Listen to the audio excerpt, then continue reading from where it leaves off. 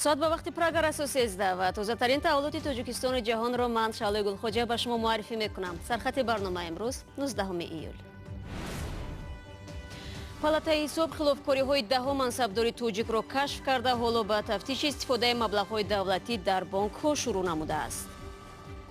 چنین نسبتی اگروینسو بانک و صادرات بانک نیز سنجش هفته گذشته آغاز شد. عضویت در اتحاد اوراسیا در کشایی است یا در بندی؟ مهاجران قرغیز میگویند از این سازمان هیچ فایده ندیدند. برای مهاجران تاجیک اتحاد چی خواهد داد؟ و کارخانه‌های خودساختی آهنگودازی را می‌بندند. سال‌های دراز مردم از زیان آنها به سلامتیشان شکایت می‌کردند. نه وقتی که روی شدگی دمیج نه پامیدور گرفته میشه نه بودرینگ نه یگونچی. اما آغاز میکنم از آن که وکالتداری حقوق انسان در تاجیکستان میگوید امکان بازبینی پرونده خیرالله میرسعید وجود دارد. این نکته را ظریف علیزاده در نشست خبری 19 ایول در دوشنبه بیان داشت. او گفت قانونگذاری تاجیکستان امکان کم کردن مهلت جزا در صورت پرداخت ضرر مالی را پیش بینی کرده است. پیوندان روزنامه‌نگار و رهبر کوین تاجیکستان خیرالله میرسعید چند روز پیش 124,000 سومانی را به حساب دولت گذراندند. امبودسمن تاجیکستان وابسته به درخواست کمیته حقوق انسانی سازمان ملل متحد در رابطه با آزادی زید سعیدov گفت که ساختارهای زیرربط نخست باید با متن اصلی این درخواست آشنا شوند. جناب علیزاده همچنین افزود نه زید سعیدov و نه اعضای رهبریت حزب ممنوع نهضت اسلامی تاجیکستان محبوسان سیاسی نیستند. با تاکید علیزاده در قانونگذاری جزا برای فعالیت‌های سیاسی پیش بینی نشده است. پالاتای حساب تاجیکستان امسال به خاطر فشار نآوردن شماره سنجش‌های نقشه‌ای را در نهادهای دولتی کم کرده است. در این باره امروز مسئولان پالاتای حساب ضمن نشست خبری در دوشنبه تاکید داشتند. اما با این وجود تفتیش‌های آنها نشان داده است که غیر قانونی از خود کردن مبلغ‌های بودجه در وزارت و اداره‌های دولتی همان زیاد است. رادیو صوفی در نشست شرکت داشت. با دنبال سنجش پالاتای حساب تاجیکستان در مؤسسه‌های 9 شهر و ناحیه‌های کشور 5 منصبدار دولتی و افراد حساب‌دهنده از وظیفه برکنار و 106 نفر مجازات مأموری شدند. نتیجه سرسنجی رو ما در شهر ترسون گوده وای کردیم که حقیقتاً قریب اگر خطا نکنم قریب زیاده از 50 نفر جزای انسانی تعیین کردن 3 نفر از وظیفه سربرده شده. این آدمایی هستند که کمبود و کمبودی‌های مالیوی جدی روی دادن. مثلا در ساحه معارفی همونجا و مبلغ قریب 78,000 سومانی از خودکنی مبلغ‌های نقدی بود. دو کارمند متهم با از خودکنی پول بودجه دولت از نهادهای دولتی شهر بوستان ولایت سوق بودند. پالاتای حساب در طول 6 ماه سال جاری 188 تشکیلات مؤسسه‌های بودجتی محلی 9 شهر و ناحیه را مورد سنجش قرار داده 3.5 میلیون سومانی مبلغی از انداز پنهان کرده، 1.8 میلیون سومانی اضافه نویسی در ساختمان، 2.2 میلیون سومانی خراجات غیر قانونی و در مجموع 8.2 میلیون سومانی زیان مالیوی را آشکار کرده است. حدود 8 میلیون سومانی مبلغ زیان آشکار شده برقرار کرده شد. ما ضرر مولوی آشکار کرده در نیم ساله سال 2018 196 میلیون سومانی رسم می‌شود. این چنین تناسب تاوان ضرر 11% نسبت به دوره سال گذشته زیاد شده است. اساساً ضررهای مالیوی از حساب بانک‌ها با مبلغ زیاده از 140 میلیون سومانی. اودیتوران پالاتای حساب که فعلا سنجش تاجپرامبانک را ادامه می‌دهند، علاقه حدود 80 میلیون سومانی پول بودجتی را که غیر هدف استفاده شده است آشکار و برقرار کردند. چنین نسبتی اگروینسو بانک و صادرات بانک نیز سنجش هفته گذشته آغاز شد. ادامه دارد. در وقتی که با پروژه بانک سنجش برمی می‌شود، چه گفتیم نقشه‌ای که در 3 ماه سوم بانک ملی هست. دولت تاجیکستان در آغاز سال 2017 با نشر وکسل‌ها و اختصاص 2 میلیارد و 250 میلیون سومانی به تاجیک صادرات بانک و 1 میلیارد و 70 میلیون سومانی به اگرو اینوست بانک تلاش کرد این دو بانک را از ورطه کسادشوی نجات دهد و پالاتای حساب استفاده همین پول‌های کمک کرده دولت را می‌سنجد. رو می‌ریم به موضوع دیگر. حامیان حقوق در قرقیزستان میگویند مهاجران این کشور از وارد شدن به اتحادیه اقتصادی اوراسیا چندان فایده ندیدند و همان مثل دیگر مهاجران از آسیای میانه مورد تفتیش‌های بی‌پایه و اذیت کارمندان پلیس روسیه قرار دارند. این حامیان از حکومت قرقیزستان دعوت کردند که مسئله نرمتر کردن قانون‌های بود و باش مهاجران قرقیز را با مقامات روسیه مطرح کنند. همکارم عبدالله اشورов این موضوع را پیگیری داشت و حالا جزئیات آن را از او می‌پرسیم. سلام عبدالله. خب تا به حال گفته میشد که یک برتری اتحاد این است که مهاجران امکان پیدا میکنند در روسیه مثل شهروندان این کشور کار کنند. معلوم می شود حال مهاجران قرقیز هم در روسیه خوب نیست، نه؟ سلام شهلا. بله، دیروز یک گروه حامیان حقوق در قرقیزستان نشست دایر کردند و از بعضی ناگوار مهاجران قرقیز در روسیه شکایت داشتند. در این همایش گفته شد که مهاجران قرقیز قبل از برگزاری جام جهان و هنگام آن مورد تفتیش‌های بی اساس کارمندان پلیس قرار گرفتند. ناظران پلیس مهاجران را دسته دسته بازداشت کرده در اتاق‌های تنگ مدت‌های زیاد در شرایطی بد نگاه داشتند. اما حامیان حقوق میگویند بدون جام جهان هم قانون‌های مهاجرت در روسیه روز به روز سخت‌تر میشوند، هرچند این کشور عضو اتحادیه اقتصادی اوراسیا است. با این وجود که قرقیزستان عضو اتحاد اقتصادی اوراسیا است، اما قانونگذاری روسیه در نسبت مهاجران سخت‌تر می شود. همین قانون آخر که ثبت نام حتمی مهاجران تنها در جای واقعی استقامت را طلب می کند، قانون است که مهاجران را تبعیض قرار می دهد. نظر حامیان حقوق را شنیدیم، اما عبدالله ببین، روسیه تاجیکستان را هم برای شامل شدن به این اتحاد تشویق میکند، ولی اگر مهاجران از این عضویت سود نبینند آیا ضرورت برای این باقی میماند؟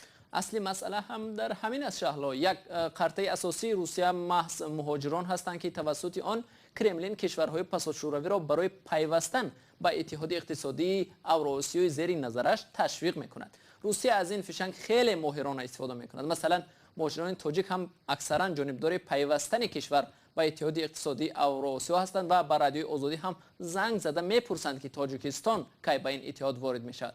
اما تفریح میبینیم مهاجران همسایه کشوری ما قرقیزستان با وجود آنه که کشورشان شامل این اتحاد است از امتیازهای چندان برخوردار نیستند. مثل دیگران باید خود را در مهلت معین شده به قید بگیرند، هرچند از گرفتن پتنت و هر ماه پرداخت مبلغ آن آزادند. اما همچنان مثل دیگر مهاجران از آسیای میانه زیر تفتیش پلیس روسیه دائم قرار دارند. ولی مقامات تاجیکستان با اتحادیه اقتصادی اوراسیا چی نظر دارد عبدالله؟ تاجیکستان تا به حال شهلا با تشویق‌های روسیه برای پیوستن به اتحادیه اقتصادی اوراسیا با عباره‌های کوتاهی می‌آموزیم و سود و زیانش را به کشور می‌سنجیم پاسخ داده است. هرچند روسیه از سال 2014 هم زمان تأسیس اتحادیه اقتصادی اوراسیا تاجیکستان را برای پیوستن به آن تشویق می‌کند. این اتحاد که نخست سه کشور روسیه، بلاروس و قزاقستان را در بر می‌گرفت، سال 2015 با پیوستن ارمنستان و قرقیزستان قلمروش را وسیع‌تر کرد. تشکر عبدالله برای صحبت فراگیر. روز خوب داشته باشید. شما برنامه خبری رادیو آزادی را تماشا دارید. ظاهراً کارخانه‌های خودساخت آهنگودازی که اساساً به چینی‌ها تعلق دارند بسته می‌شوند. ده‌ها چنین کارگاه در شهر و ده تاجیکستان فعالیت دارند و ساکنان منطقه‌های نزدیک به آنها از سلامتی خود شکایت می‌کنند. چرا با گذشت سال‌های زیاد مقامات تاجیک به فعالیت کارخانه‌های مذکور چشم می‌پوشیدند و اکنون دست به کار می‌شوند؟ همکاران ما از تلویزیون نستایش وریما تحقیق نمودند. علی جان در یک کارگاه خرد آهنگودازی چینی فعالیت می‌کند. او میگوید این کار به نهایت وزنین و افلاس است، بنابراین نه هر کس آن را تحمل می‌کند. برای کارمندان لباس و نقاب‌های محافظتی نمی‌دهند. خود کارگاه به یک پرتوگاه شباهت دارد.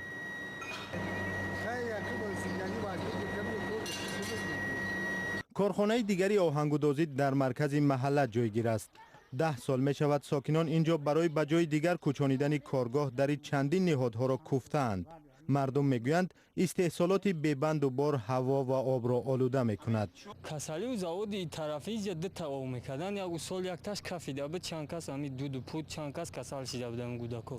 نه وقتی که همیو شدگی دمیجا نه پامیدور گرفته میشه نه بودرینگ نه یگونچی. دیلم کسال داره، کسال دیل دارم نمیتونم چی، نفس کشیده نمیتونم. نمیه هم وقتی که آهن تازه آب میکنن نمیبیه بو. وقتی که نمی پلاستماس دارن خیلی چیز آهنای افلاس آب میکنن همه بوی پلاستماس همین کوچه ما داره. مالکان چنین کارخانه‌های خودساخت اساساً صاحبکاران چینی هستند.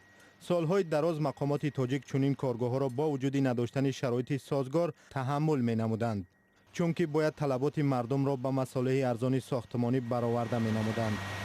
همزمان در رابطه فعالیت این کارخانه‌ها قسمتی زیادی اهالی با کار جلب کرده شد و از لحاظ دیگر به بودجه دولت هم از حساب انداز مبلغ‌های معین وارد کرده میشد. حالا وضعیت دیگر می شود. در تاجیکستان کارخانه بزرگی متالورژی بنیاد می شود و دیگر به چنین شرکت‌های خرد نیاز نمی ماند. از 25 عدد کارخانه‌هایی که برای کارکرد تکراری پرتوهای متالی در حدود شهر دوشنبه فعالیت میکردند تا امروز همگی 3 عدد باقی مانده است که اینها هم به فکرم در آینده نزدیک فعالیتشون قطع میگردد، به خاطری که پرتوهای متالی هم برای دسترس کردن برای کارکرد کردن خود کم شدند.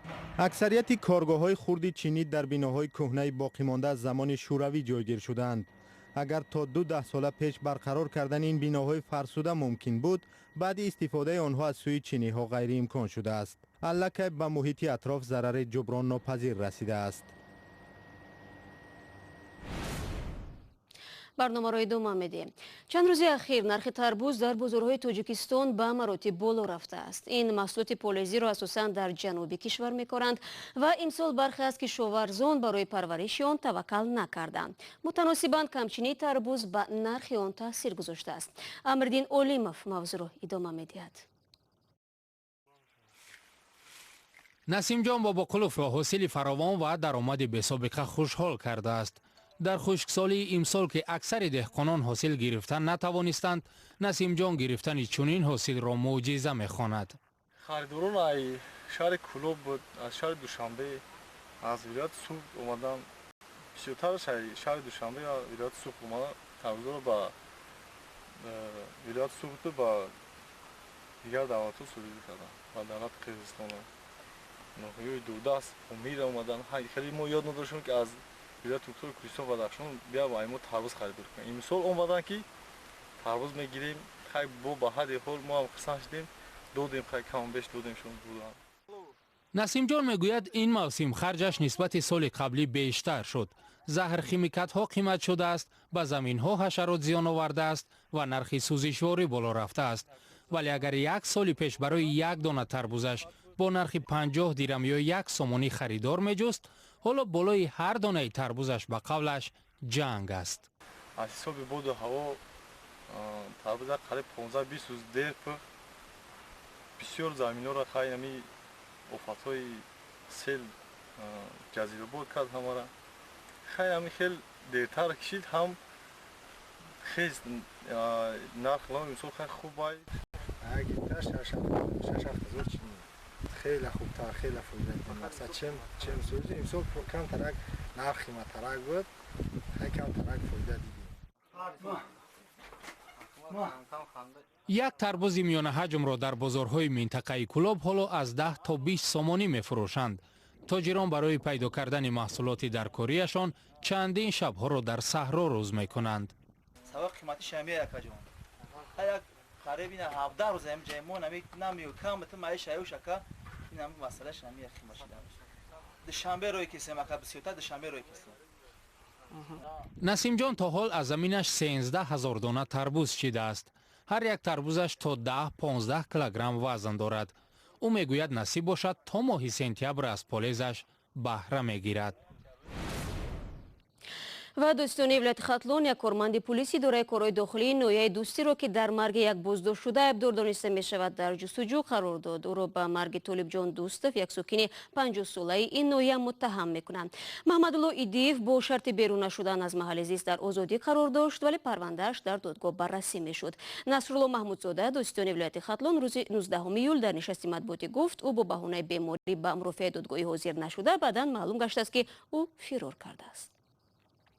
و اخبار بیشتر از این را در سامانه آزادی و شبکه‌های اجتماعی فیسبوک، ادناکلاسنیک و توییتر دریافت کنید. تشکر میگم که شما 15 دقیقه خود را به ما بخشیدید. فردا من به همین استودیو با خبرهای تازه برمیگردم و شما را انتظار میشم.